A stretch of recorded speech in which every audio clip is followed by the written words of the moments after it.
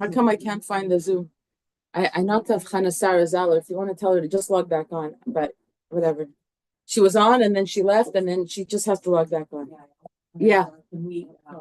Dedicate, yes.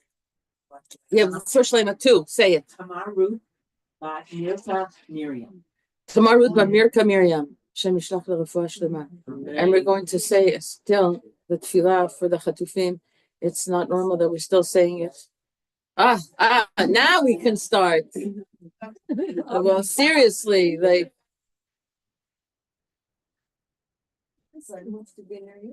Okay, יהי רצון לפניך, אדוני אלוהינו ואלוהי אבותינו, שתחזק ותשמור ותנצור את אחינו בית ישראל, השבויים והשבויות, בעבור שאנו מתפללים בעבורם.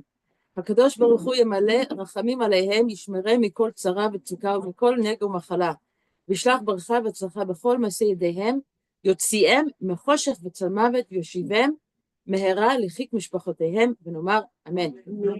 And about everyone else that's in tzara, all the psuim that need a refuah shlema, and all the chalim that need protection, and everybody, all of Am Yisrael, wherever we are, אחינו כל בית ישראל, הנתונים בצרה ובשביה, העומדים בין בים ובין ביבשה, המקום מרחם עליהם, ויוציאם מצרה לברכה, מאפלה לאורה, משיבוד לגאולה, השתה בעגלה בזמן קריב, אמרו אמן. And if anyone has like a refuah shlema or any, like just in your heart, you can just add it, and the learning will go to dedicate that. It works that way also. Because nephew, with Akiva Abraham, Nahar Shalom something. Yeah? Akiva Abraham, Ben Chana should have a refuah shlema. Okay, so I found, like, I'm really into this, like, Meir Shiloach lately. Oh, there she is. Chana Sarah's here. She got it. Okay. She got the message. Okay, so before I give you what the message, it was his yurtzeit yesterday. That's right. It was his yurtzeit yesterday. Yeah, it was his yurtzeit yesterday. Meshila, he was very special person. Tzadik. And he likes to go into the kishkas of the heart. The kishkas of the heart. So I want to ask you before I give you over like what he gives over in Parshas Vayechi. I know from my own experience, when I had to put an arm around my heart, I put an arm around my heart because I needed to function, and I needed an arm around my heart to function. But when I put the arm around my heart, and it helped me with what I needed to protect myself from, when I put the armor on, it also blocked me off. Once the armor's on, and so the heart it can't pick and choose where it's going to be open to and flowing and loving. If it's in that mode, the armor's not on, and if the armor's on, then it closes off from all the other places that it should be sharing love. You know what I'm talking about? You can relate to this. Now, this is a very human experience, and I know for my sake, from my personal stories in my life, that I begged Hashem to help me, to teach me how to be with an open heart, not with an armor on, and still be okay, like be protected. Like, how do you do that? And so the answer came to me through life experience is that humility helps you with that. Like, stop, like, don't take it personally as, why do we need an armor on? Because you feel jab. When you feel jab, it's usually because there's an issue there. And so certain relationships you just have to let go because they're toxic. And some relationships you just need to work on to get them to a very sweet place. You know, just because we want to be nice doesn't mean we have to be nice to everyone all the time. Certain people are just not good in our life, and we just have to cut them out. In a nice way, in a kind way, not in any mean way. You wish them well, but they can't be in your Daled Amos. It's just a fact. And we have to know how to choose these things. Now, there's certain people in our life that it's very hard to do that because, like, we're talking about parents and children and spouse and etc., like siblings. What are you going to do when That's What- when you have to work it out. when that That's when you can't just say out of my space. yeah, so you have to figure out how to live with them, maybe from a healthy distance with healthy boundaries, but it's still it's still a barrier of sorts. It's not what I wish for myself, to be this person with an open heart all the time. And now, so it's this kind of a theme that he's going to be picking up on, Mea Shilach. It's very, very deep. Now, I'm going to ask you a question. Do you do you think the Avos had this problem? Do you think our patriarchs had this issue? Yeah. Why? Because I asked the question after this introduction. Because they had such sorrows in their lives. all Especially of them. Yaakov. Especially Yaakov. Okay. So the delicious thing about learning Torah, especially with the Hasidic masters, is that the Avot and the Imaot HaKadoshim, the HaKadoshot, they were not above it. They were holy of holies. They were plugged into God like anything. But it didn't spare them the human stories that humans go through. It didn't spare them. And they tell us about it. And you just have to know how to read between the lines. Now, how does this plug into Yaakov Avinu? In Vayechi, Parshat Vayechi, he's about to die. He's on his deathbed, and he calls his children to bless them, because of course a parent wants to bless their children before they die. And he does. He blesses them. But was it easy for him? It's unbelievable what Mea Shilach exposes here. It was not easy for him.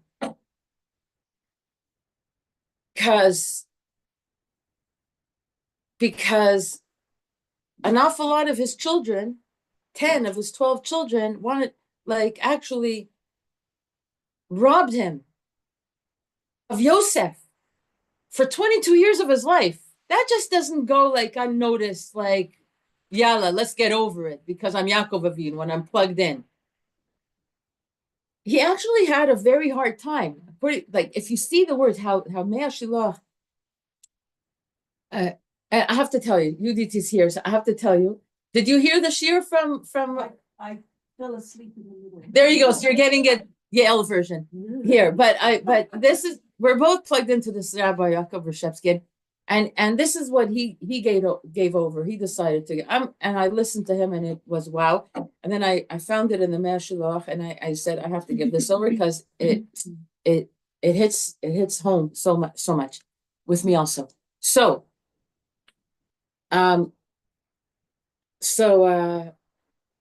he is. It's not that Yaakov Avinu was it was Yaakov Avinu. He's connected Tiferet. He's part of the Merkava Kadosh Baruch Hu of the Shekhinah. He's the main Bchir Avot. He's the main patriarch of all the patriarchs. We're named after him, Bnei Israel, Bnei Yaakov. And he had to go through something. To be able to bring himself, as he was starting to bless his children, he had no idea if it was going to come out as a blessing or as a 1-2, over their head with them. Because once you see, once the armor is on, to be able to live and function, you don't have to pay attention to all the. You can be big and say Akol Tova, Kol Hashem, everything is good. But as soon as you have to open up your heart to bless them, then once you're opening up your heart, then everything comes up. Everything surfaces. Right? So he wants to bless them, but all of a sudden, everything that could have been in the way of the blessing surfaced. Wait a second. You killed me here. You guys, mamish, killed me here. You made me believe that an animal devoured him. You threw him into a pit. You sold him to the Midyanim, you sold him to the Mishmaelim. Irrelevant what the end of the story was. You know what you put me through all those years? And it was hard. And and so when it came to bless them, he had no idea what was going to come out of his mouth. And so what he did was he asked HaKadosh Baruch Hu to come and help him, okay?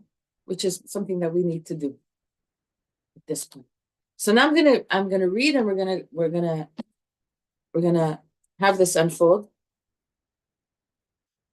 Hold on, I want to find a certain passage because I don't. Hold on. I don't agree. Why don't you agree? Why don't you agree? It is because when She's you so go cute, by the through way. I love when she doesn't agree. I just love when you don't agree. Go ahead. when you go through something very, very, very difficult, and then you have, like, in this case, he has to bless it. Something happened that you don't feel that pain. I feel that is the other way of looking at it.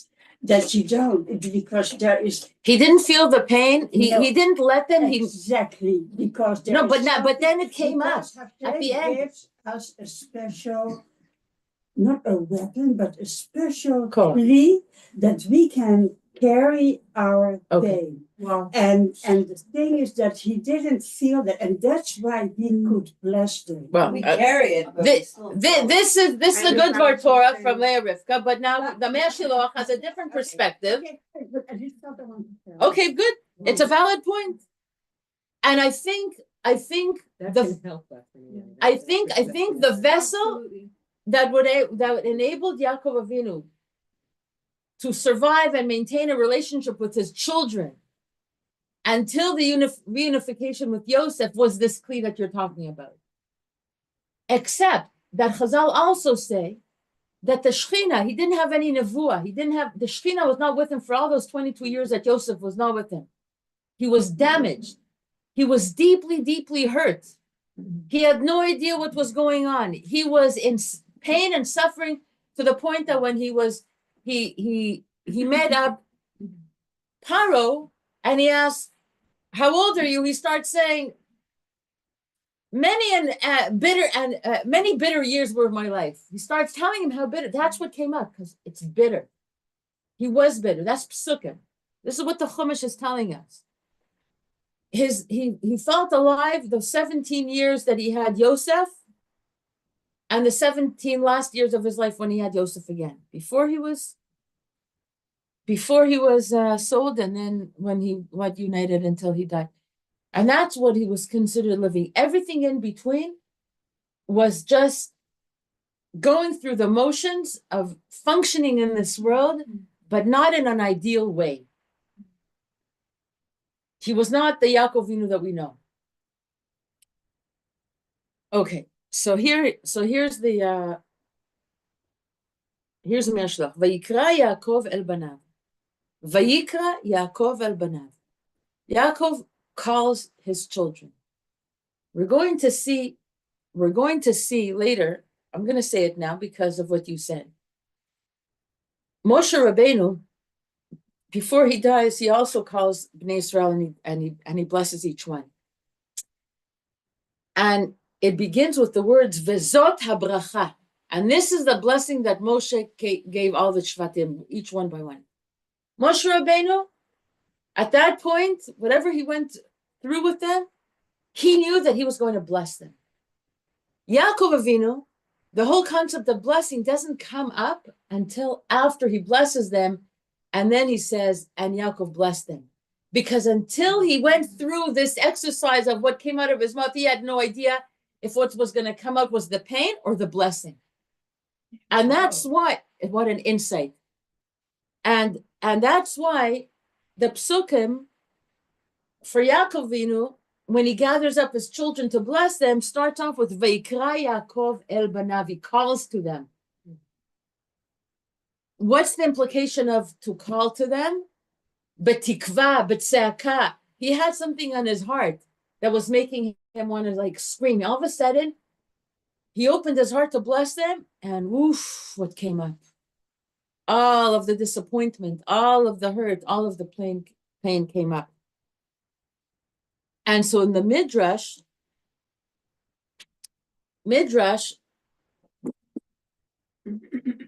brings the on this point of Vayikra Yaakov El Banav, that he calls to his children. They bring the pasuk from Tehillim, which perek? Tehillim 57, pasuk Gimel. Okay, it says there, Ekra leElohim Elyon leEl Gomer Alai. I will call upon the Most High God, upon the God who completes what he promised for me. Ekra leElohim, he's calling to Hashem, Vayikra Yaakov El Banav, but he's screaming also, God help me here. I'm on my deathbed, I want to bless them, but all of this is interfering. And he calls out to El Elyon, leEl Gomer Alai, to the God who will complete the task for me. In other words, Hashem, leEl Gomer Alai, like ligmor. Hashem, you finish it for me. I'm approaching my children. I don't want this to be my last words to them. This mishaberach that I want to give them. This oy vey, what did you do with my life? How could you? Shame on you. Do you have any idea what you put me through? And he says, I'm their father, and I want to bless them. I want to bless them. So Hashem, please, Gomer Alai. You completed the way it's supposed to be completed. B'metikut, with sweetness. Am I making you cry? Meshilach making you cry? All of you? Everyone's crying now. I'm putting the arm around me. You're putting your arm around. Or else I'm gonna bawl. Yeah, no, but this is so deep. Ekra Elokim Elyon leEl Gomer Alai. Ha'inyan bazeh, Meshloch says, the matter in this is, ki ka'asher ratza Yaakov Avinu levarech et banav. When Yaakov Avinu wanted to bless his children, haya mesupak im tzarich levarech otam. He was in doubt. Do I even need to bless them? Are they worthy of blessing after what they did? Unbelievable what the Meshloch is saying here. היה מסופק אם צריך לברך אותם. מחמת שציירו, because they caused him so much צער. במכירת יוסף, when they sold Yosef. And then he quotes from the Gemara. וכל תלמיד חכם, שאינו נוקם ונותר, כמו נחש, אינו ראוי להיות תלמיד חכם. This is unbelievable what he says here. He says, what was the dilemma? Am I even allowed to be moichel them? Is this something in the category of yalla, let this go?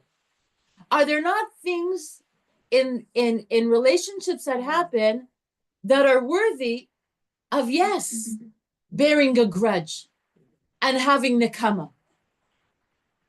And Yaakov Avinu was wondering, this is what Me'ah Shiluach is bringing. And then he says, it's in Masechet Yoma, וכל תלמיד חכם שאינו נוקם ונותר, כמו נחש, אינו ראוי להיות תלמיד חכם. What does this mean?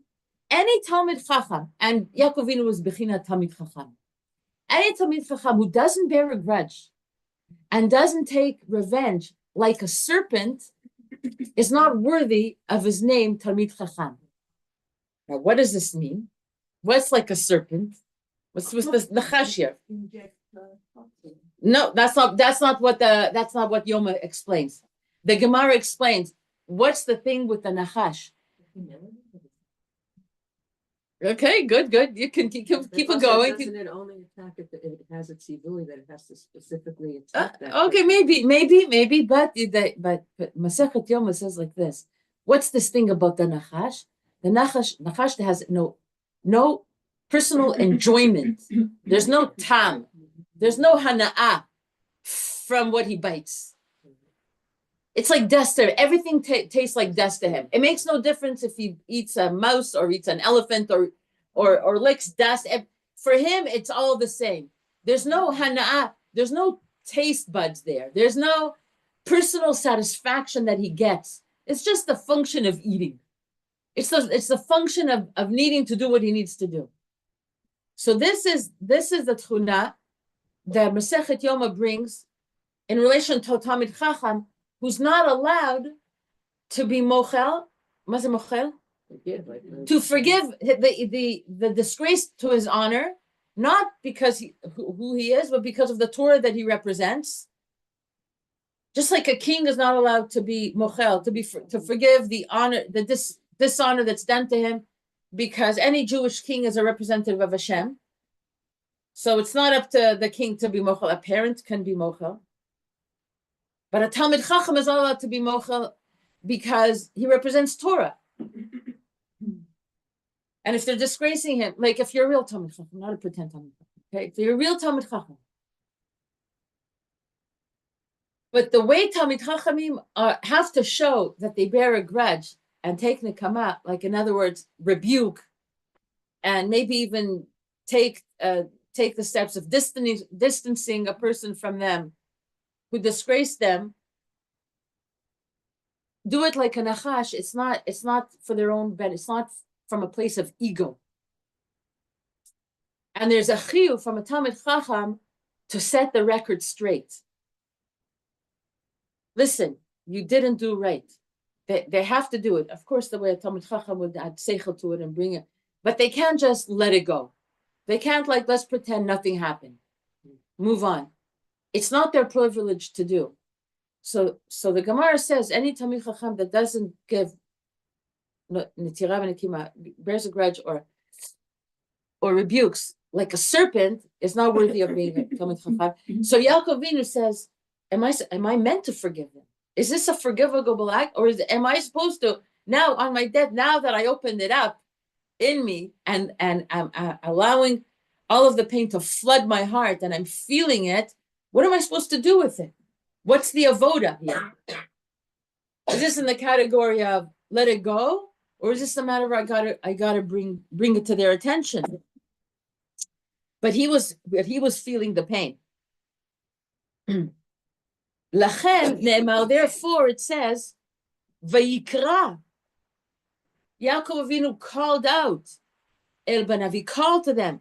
Leshon tzeaka, it was a scream. It was a painful scream to his sons. V'kra leshon tzeaka, I don't know how to read this word, kovi, like from the word tikva, and hope, balev, like it's a tzeaka, and a hope balev, shehaya tole einav velibo, that he was hanging. He was hanging his eyes and his heart, lamarom. He was directing his eyes and his heart to Shamayim. Ve'et asher yasim Hashem befiv oto yomar, that whatever should come out of his mouth should be something that Hashem wants him to say. Because if he's going to speak from the bitterness of his heart, whoa, it's not going to end up good because of what's flooding his heart right now. So Veikra with prayer and with tikva, and he's like saying, Hashem, you got to help me out here. You got to help me out here. But yeah, are you saying up until this point He didn't allow it. He didn't. He was. Covered it over. He think about it. He was always wondered. He was being from about it. He was being from about it for the sake of, I still have a family. I'm still Yaakov Avinu, and I still need to do all of these things. I need to function with this. They all have their own ke'ev, their own. He was whatever, from and big about it, and he didn't allow it to kill his heart. Yeah. There was a period of time where he didn't know what they did to Yosef. Yeah, there was a period of time that they didn't know. But when he did know, you look back at that, all of those times, like you knew. What did you do? Did he know through Noah, or at a certain point when he found out? Like with each other that nobody would tell So him? they wouldn't tell them, but at a certain point when he finally did know, it was revealed to him. So, but you said that the whole time And that Yosef was 22 years, the Shekhinah had left him. had left He him. didn't know. Then But he didn't know. he didn't know because the Shekhinah left him. And then when the Shekhinah came back 'cause to him, they told him that he had been eaten by an animal, so he Yeah. just didn't know that it was the sons. Yeah. And I was going to say that he had to kind of let go of his personal angst because he had a national responsibility after all his building. Yeah, so he was firm about it. He Yeah. was big about it. He rose to the occasion about it. But that doesn't mean that the pain in his heart. You see, what this is so delicious. Like what Shevach, it's so now. Like you have to validate to be healthy. You have to validate every emotion you that lands in you. You got to deal with it. You got to validate it. You got to give it space, and then move on with it. You're gonna pretend it's not there. It's gonna stay in your body. It's gonna be a tension, a knot. It's gonna be an illness eventually. It has to come out. That a little bit what I'm sorry, Leah was saying, that you have like another sort of vessel to hold that pain Until you're able to deal with it. But you'll have to deal with it. Is it in this case of like a tzaddik like this one of ours ego again? I mean, it's something that What? Is it ego? What's ego? In the sense of holding the onto pain. When we do that, we could say, okay, there's a sense of like, oh, I'm being so frum. Yeah. I'm not going to let this bother me. I'm not. Right? No, I'm just trying to, I'm trying to relate to it because like physically we weren't there, but spiritually, like we were all there, past, present, future, like it's all in our spirit. I'm not getting your question. I'm not getting your question. I guess Just ask it. I don't understand if like what she said is that God, when things happen for a period of time, okay, for however long the period of time is, could be a whole Gilgul, and then you have to come back to a next Gilgul and deal with it. I don't know, but for a period of time, we're allowed to be to. There's a mechanism in us that allows us to function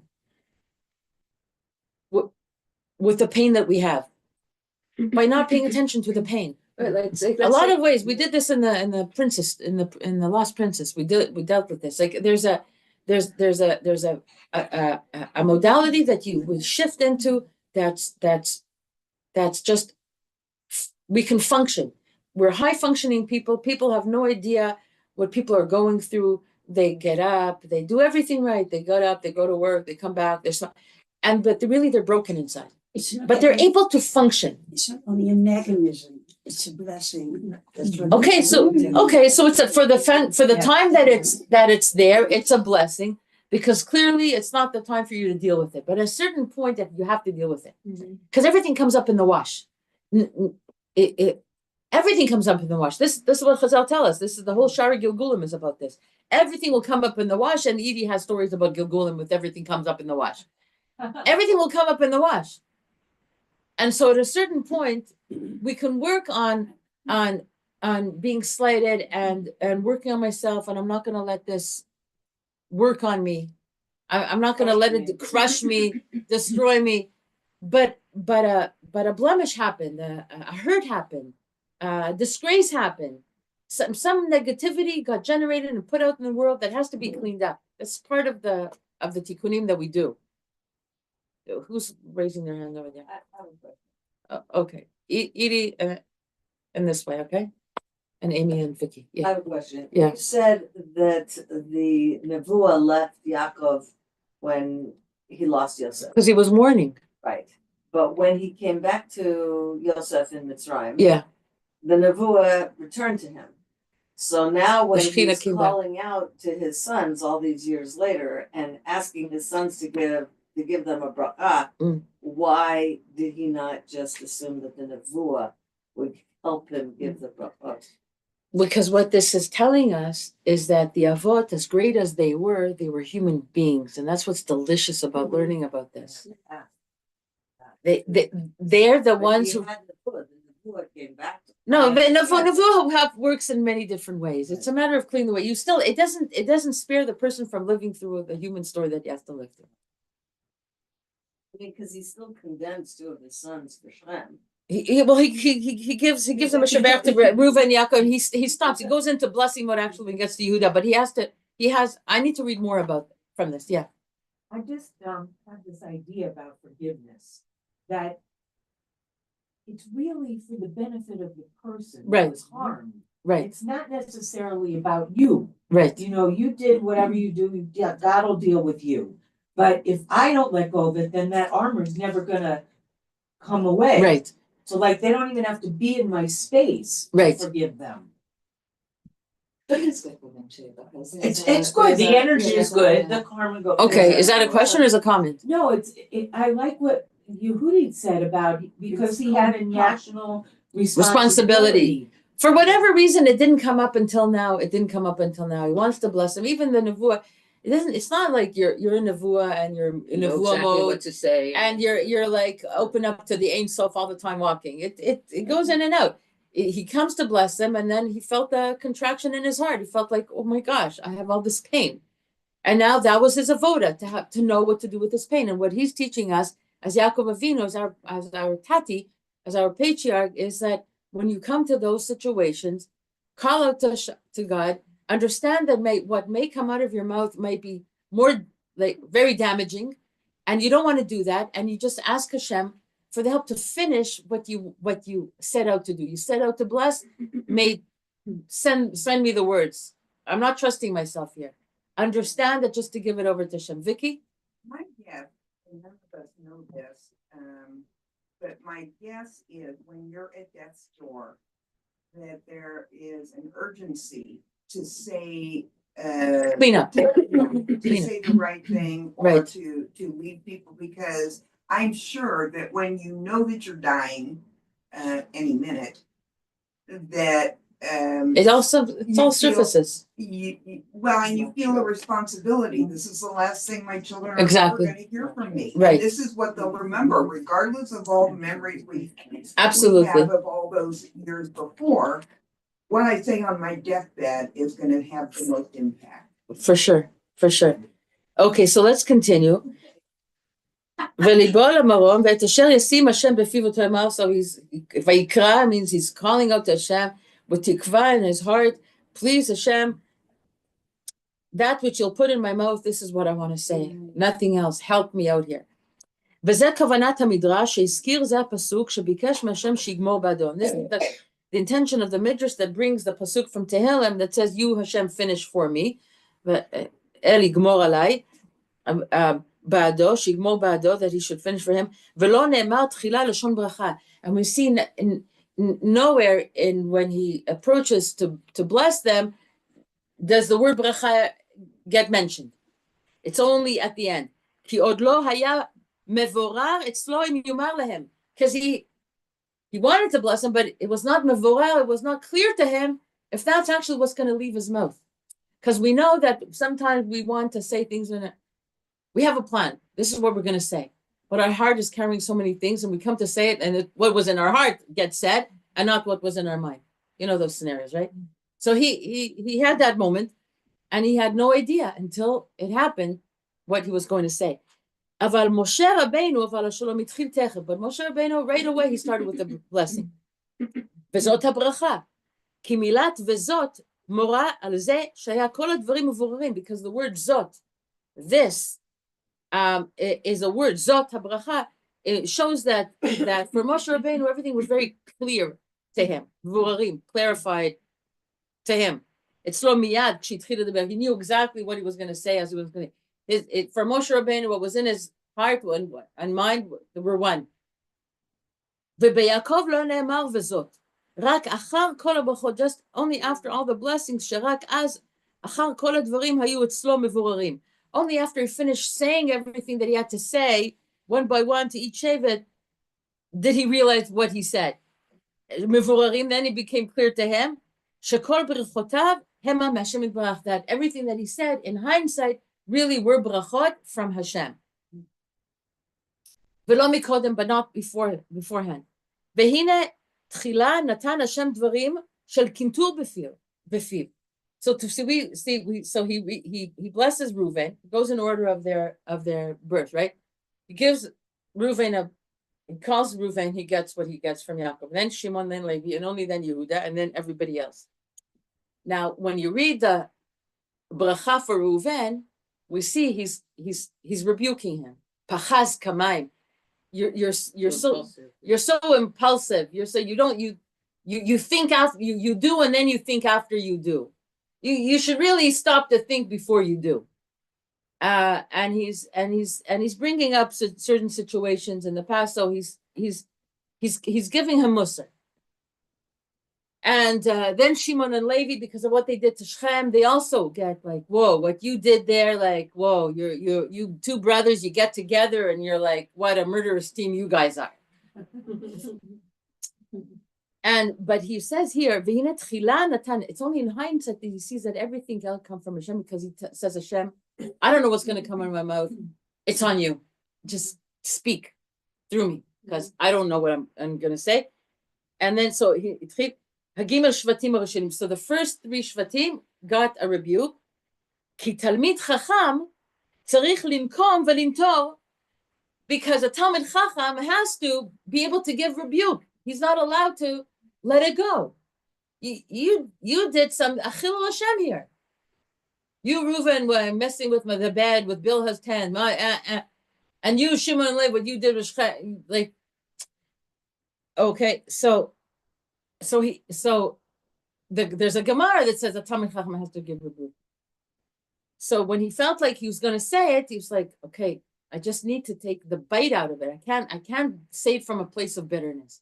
So Hashem, you say it. If I'm going to say it, so he says, when he gets to Shevet Yehuda, as Herau Hashem, then Hashem shows him Mina Shamayim lehavir al midotav. By the time it got to Yehuda, it says, Yaakov, ta'avir al midotecha. What's it, la'avir al midotecha?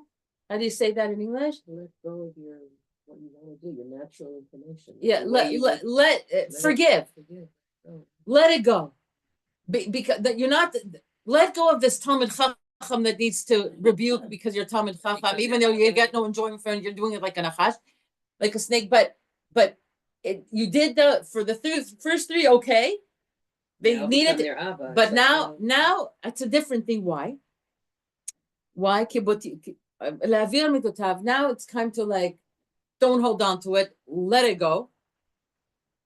Because the way you spell out Yud Hey Vav Daled Hey, the way you spell out Yehuda, Nimtza Shem Havayah. You have Yud K Vav K in the name Yehuda, with the Daled in the middle. Yud Hey and Vav, Yehu, Daled, and Hey. So you have all the four letters of Hashem with the Daled. What does this mean? Itbarach v'Daled shebishmo meramez al pasuk, and because the Daled in the that interrupts, kind of that it interjected into the name of Hashem that makes up Yehuda. Meramez al pasuk ve'al ze abit el ani v'neche ruach v'chared el dvarai. So hold on, this I translated for myself and I sent it to myself before. Hold on. So this comes from Ishayahu, chapter 66, verse 2. Ve'el ze abit el ani v'neche ruach v'chared el dvarai.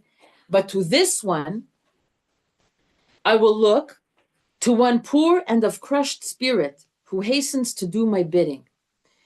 And the Meir Shilach is saying, this pasuk from Yael, that's talking about Yehuda. That whatever, there's a midrash, a delicious midrash about Yehuda. Because once he heard that what Reuven and Shimon and Levi got as a bracha, which is a rebuke, he was out the door. He was like, I don't want to hear what I did with Tamar, forget about it. And I was the one who even, like, I had a big part in the selling of you. I was the one telling him to put them in the pit. I could have influenced them to bring them back.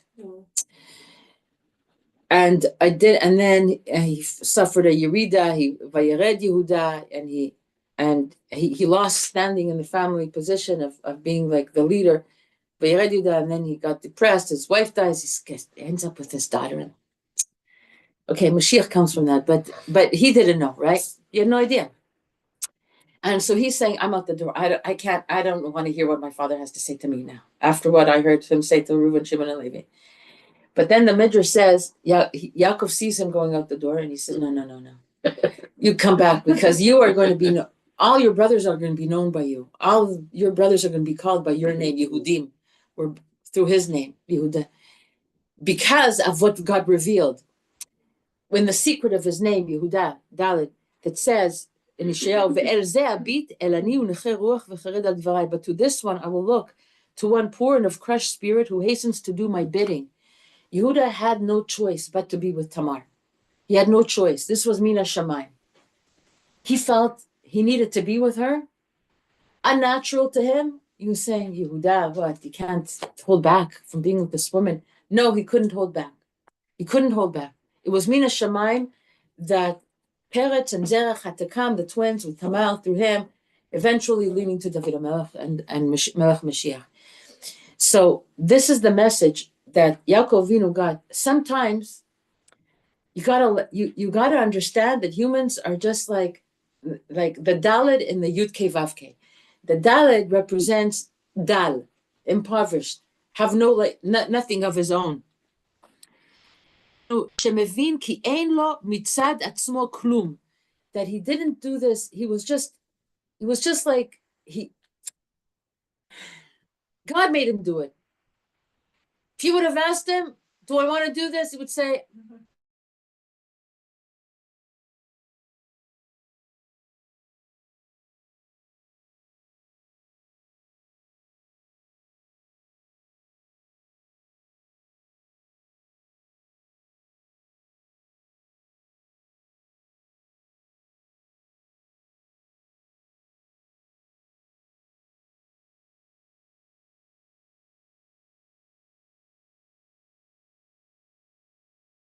I have no idea what our test.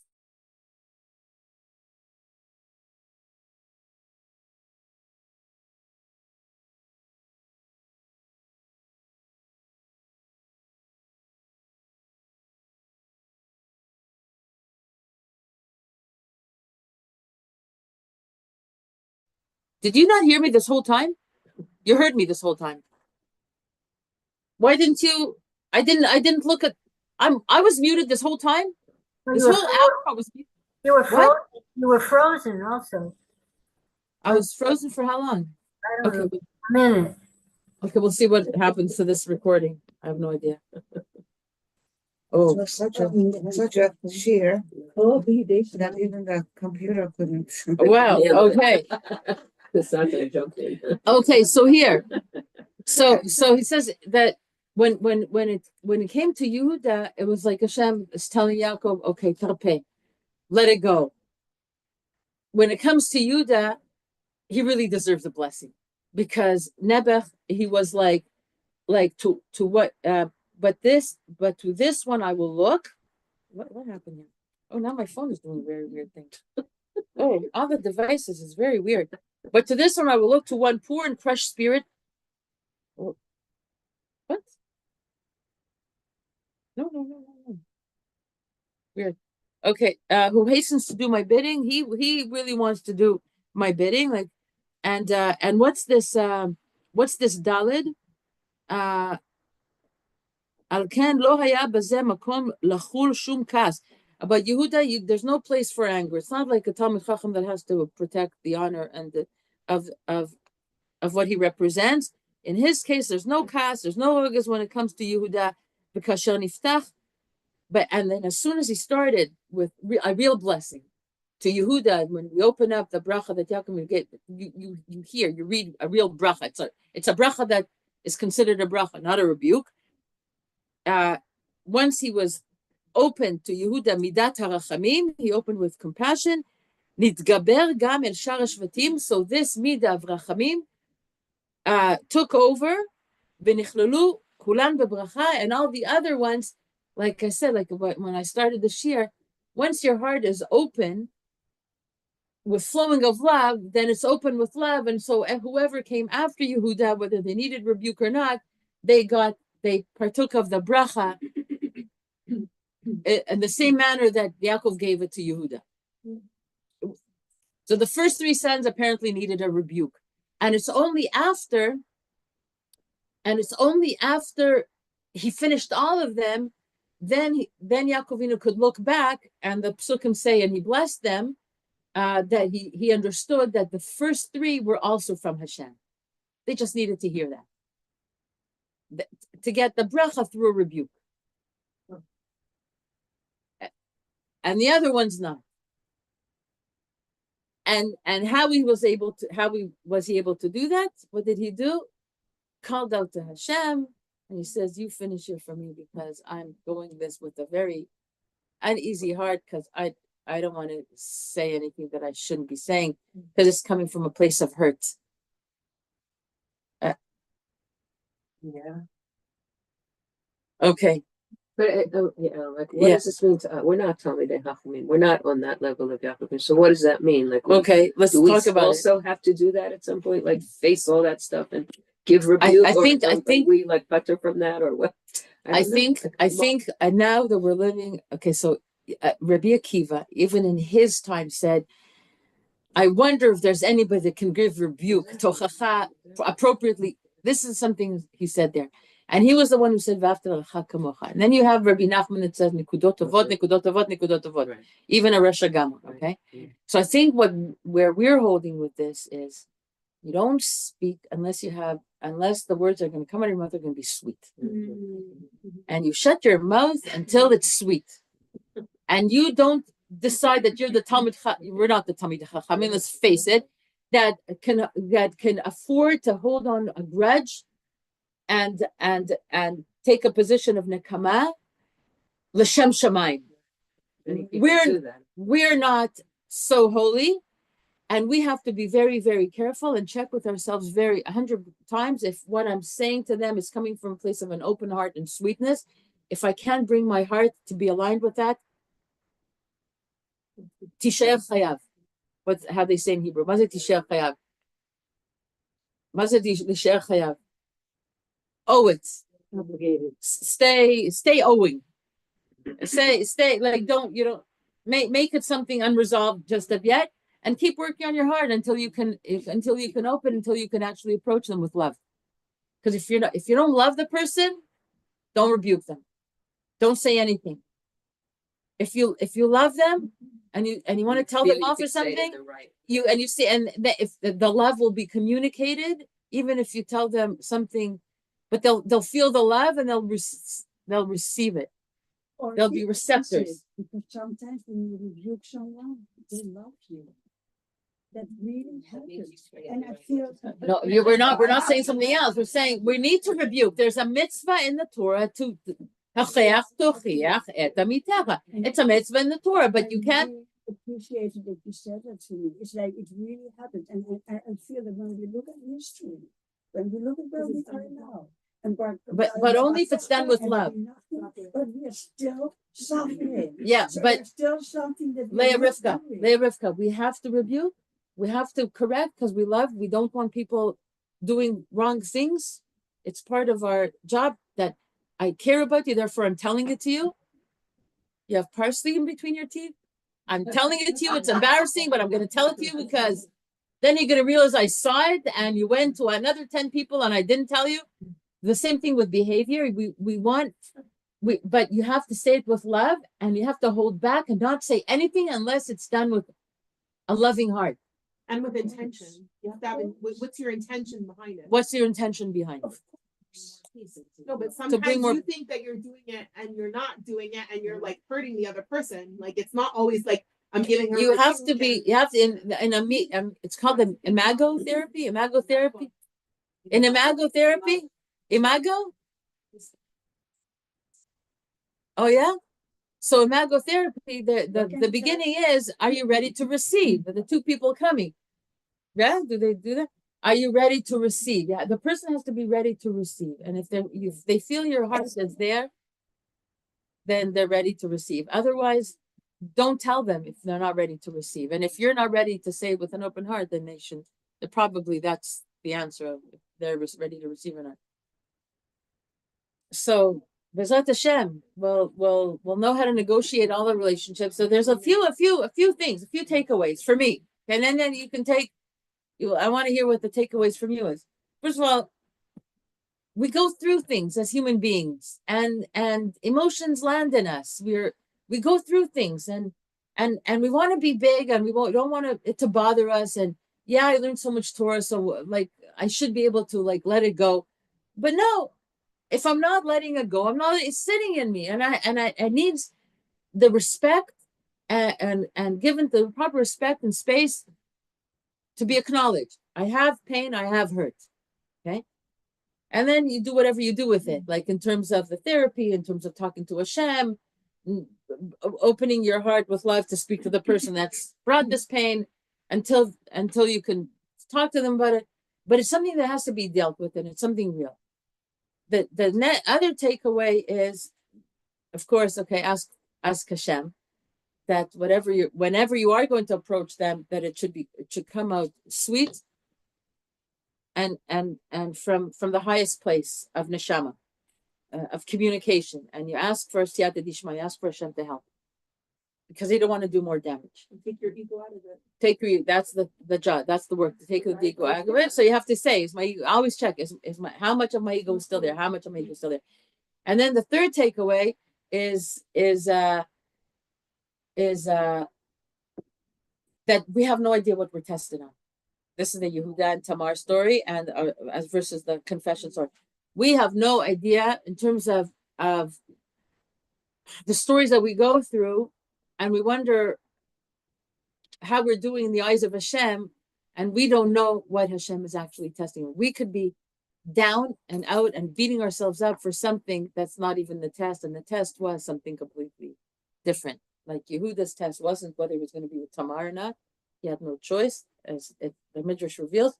His test was, when it comes to confess, to own up for that, are you going to do it or not? What made him Mashiach is this part. Wow.